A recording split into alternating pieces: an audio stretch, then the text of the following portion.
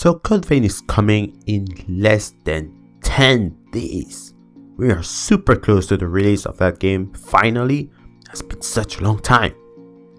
So I wanted to talk about some of my expectations when it comes to Code Vein, and as someone who has been following the game for 2 years now and played both the network test and the current demo, I think it can be an interesting topic because, believe it or not, this is something that I have never done on this channel. So yeah, sure, I have been talking about lots of things that I wanted to see in the game that I wished it had, knowing it would never happen probably, but never have I talked about my expectations with what we know the game actually has now. It is also very important, I think, to know what we are getting into before buying a game. So first of all, do I like Code Vein? Absolutely. Even though I ranted about it twice, and even though I have made some complaints about it, it is a game that I absolutely loved in the first place because of the teaser. It looked super interesting. The very first trailer sold me on the game, even though that's when a lot of people lost interest in it. I thought the IGN first video was also really cool, even though the game looked like complete trash at the time. To me, it looked like something that always had potential. So yeah, I love this game, but I also know it is far from being perfect. Now, what exactly do I like about Code Vein? The customization, obviously. I'm kind of a creative person. I draw every day. I'm not great at it, but I absolutely love drawing, and I loved it ever since I was a kid. And not just drawing, I love all kinds of things that stimulate my creativity, and the customization of Code Vein is definitely great for that, not just in terms of appearance, but because you can also customize your playstyle. I'm in love with the gift system, the blood code and classes if you want, because you can get any ability that you want at level 1, and the best thing is that you can use any of these abilities through multiple classes as long as they meet the stat requirement. My most played game on Steam is some free-to-play Korean MMO called Tree of Savior. I've played for 1600 hours. That is a lot of time, and all these hours, you know, it's an MMO, you gotta farm for items, you gotta farm for gear and all that stuff, endgame stuff. I haven't been doing that for all these hours. All of this time has been me making builds, like just building like as many characters as I could and pushing them to the max level without even caring about my gear. So Tree of Savior has a class system that is very interesting because your build consists of 3 classes that are from a tree that you can mix together. For example, you can have the warrior. The warrior is one of the trees. You have 4 trees: warrior, mage, cleric, and something else. I don't remember what it is, but you have 4 trees, and you can pick. They have like 30 to 40 subclasses in that game. You can pick one of the 3 of the subclasses and mix them together. So I like the variety of builds that you can make in that game. It's super cool. But on top of that, Tree of Savior, man, it's a game that looks really gorgeous. Like, if you look at it, it's really cool looking, and that's something that just caught my attention immediately, and I fell in love with pretty much instantly. So yeah, it's really all that I need in the game. You know, can I make cool looking character?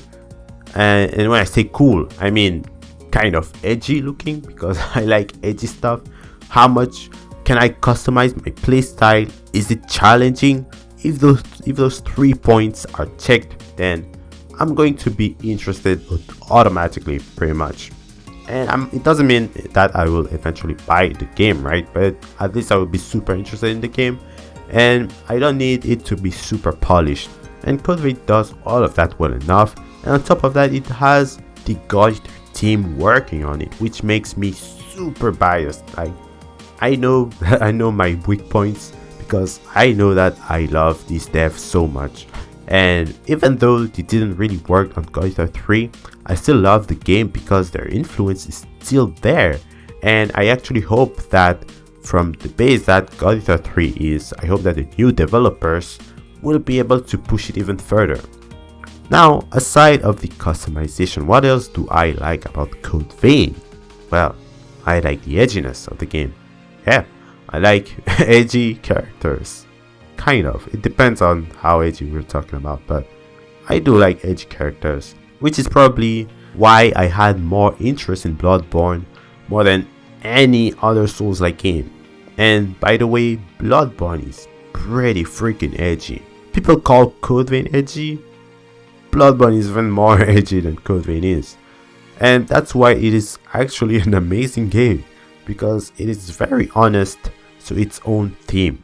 That's why it has this super depressing story. That's why it has a very dark and gruesome lore. And that's why after when you kill a boss, just shower in their blood. And man, at that moment when I killed the first boss, I was so satisfied. Like having your character covered in the boss's blood, that's the best thing ever. But yeah, I'm sounding a bit crazy here. But yeah, I like that a lot. And Code Vein, well, of course, on the other hand, Code Vein is a really edgy game. In a less, let's say, refined way, a lot more modern, definitely kind of cool and interesting, because even people who would say they dislike it, I'm pretty sure they are interested in the game in some aspects, and they're just really disappointed with how it kind of looks. But here's the issue with Code Vein. I can guarantee you that this game went through some sort of identity crisis during its development. 100%. I can guarantee you it is an actual fact. And the final result is being affected by that crisis, and you can mostly feel it in the combat. I've already said it, and I will say it again, this game tries too hard to be Dark Souls. That has been my biggest complaint, and it still is. Yes, you have blood codes, yes, you have gifts, but it could be so much more than that. I mean, damn, it's a vampire game. It can use some more speed, it can use some more edginess in the animations, and it's not just doing it for some reason. Now I gotta calm down, right? Because I want to talk more about this. I want to go more in depth in this discussion, because man, it has been such an issue with this game, but I have to keep it for another time, because like I said, I already have a rant video ready, and I really want to make it right now, but it would be really unfair to criticize the game when it's not even out yet. But still, just one more thing that I just want to point out. When I said this game had an identity crisis mid-development, remember back at E3 2018? Do you remember what the combat was like?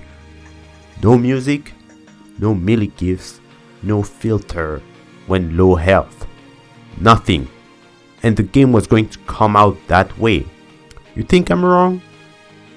You think they probably had all of that in the full game when it only had 3 to 4 months to come out after E3, and the last footage that we were going to see was the builds that we saw at E3 2018? Do you really think that they had the musics and the melee gifts in the game at the time?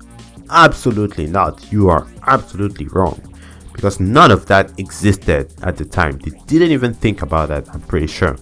Think about it, they spoiled everything in this game. I mean, when I say everything, it's kind of an exaggeration. Every single aspect has been revealed in this game. We haven't seen, there's nothing that we don't know that the game has, except for more content, like more gifts, more classes and all. But they never showed the melee gifts. There was never a hint that existed. They gave us over 800 screenshots. It had over 4 playable versions at events, and even after they announced the delay. there was a playable build in China where they revealed EO as an available partner for the very first time. That build still had none of that after they announced the delay. So it was probably their most recent build, like after the delay, and it didn't even have the music, it didn't have the filter, none of that was in the game at all. And that's because they were trying too hard to be Dark Souls, like I said. And they went with it with the absolute wrong ideas. They thought wrong, thinking they were going to make a good Dark Souls game that way. But like I said, let's not go too hard on it for now. I'm gonna keep it for another time. So yeah, I just feel like because of the Dark Souls influence, they didn't go deep enough in how edgy this game could have been, and maybe they realized it, and that's why they had to delay the game. And maybe it was a little bit too late, but still, I love the gameplay because it is essentially Dark Souls, and I love Dark Souls combat. I just wish it was a bit more than that, because I love the freaking blood veils. I love most of the weapons that we got to see so far. There are also some enemies that were revealed in different footage, and they looked super interesting and seemed super challenging as well, and people were actually just dying to them in 2v1. So I don't even know how I'll handle them solo. Like it would be a hassle for sure. Anyways, the next thing that I really want to talk about is the story. Oh boy. So it is important to separate the lore from the events that will be going on in the game. And a good example of what I'm talking about here is God Eater 3. God Eater 3 has by far the best lore out of all the other God Eater games. I loved it, but God Eater 3 completely failed at telling its own story through its characters. The story was absolute garbage. I hate that story. I love the lore, but I hate the story. They say there's no such thing as a wrong opinion, but man, if you love the story of God Eater 3, if you love that storytelling, I'm telling you, that's a wrong opinion right there. And I'm saying this as a big fan of the whole God Eater franchise. But man, God Eater 3 was trash, for sure. That's for sure. In terms of story, it was really trash. And you know, some might say it's because they didn't have the writers of the original God Eater on it. Well, guess what? The first writer of God Eater made God Eater 2. They wrote that story and they wrote these characters. But God Eater 2 was way worse than God Eater 3 in terms of story. It's hands down, to me, the worst God Eater game I've ever played, especially in terms of story. The gameplay, once again, really amazing compared to the first God Eater. Like God Eater Burst to God Eater 2 Rage Burst, it was a big change in terms of gameplay for sure, but story wise, oh boy, it was a mess. Like God Eater 1 was probably the most interesting. It was actually a good story, good characters that were pretty decent enough, I think, and I really enjoyed it when I had my hands on it. I still have my PSP with it, and I still have the game completed, actually 100% completed, and I'm a fan of that game. What can I say? Anyways, so yeah, God Eater 3 was pretty bad. So when it comes to Code Vein, I don't have a lot of hope for that game. Like, in terms of story, I like the lore, but I'm not sure if I would like the characters and the storytelling very much. I think you're really going to go for something that is super generic. I don't think it's gonna be for me. Then again, I have a serious problem going on with me right now. I am as well going through some sort of crisis because apparently I have recently realized that I hate most animes post 2010. Almost 10 years of me hating most animes that have been coming out, and I realized it just now. So maybe it's just me, maybe I'm just a hater now, and I just have some poor taste in things like animes, right? Who knows? But maybe you will like it. I don't know, man. it's for you to see, but I know for a fact that I'm not going to like the story of Code Vein. So yeah, I think that's really all for this video. I really want to know what I am going into when it comes to this game, and I think I know. So I hope some of you learn some new stuff in this video, because you know, nowadays a lot of people are part of this hype culture. They get super hyped over a game trailer at some events, and they go pre-order that game, then they get disappointed, and I find it so stupid. I don't know, I'm kind of weird. Maybe I'm not part of this hype culture, but yeah, when you're buying a game, right, you need to know what you're getting into. You need to know what you like, what type of game what type of game vibes with you, what are your own taste, and what you want to see in the game you're interested in. It is also important, but people get blinded by this hype. I don't know what's going on there, but man, you know, I've been looking at some, I'm saying that because I've been looking at some of the games that are coming out for the rest of this year and for 2020 actually, and man, all of these games, their biggest selling point so far has been the visuals, like how they look, how good they look, and they look really freaking awesome.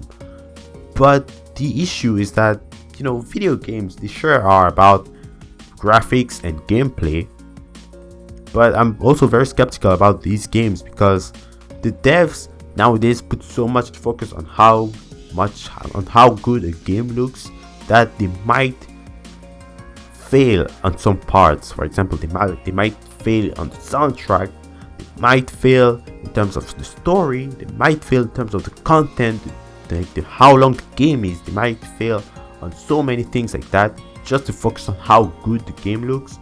And I think it's great. I think all of these things that people are doing nowadays in terms of graphics is all great, but that's not supposed to be just that. Now I know Code Vein is not the most fantastic looking game. Obviously it could be better, it could look way better than that, and that's another complaint I have for this game.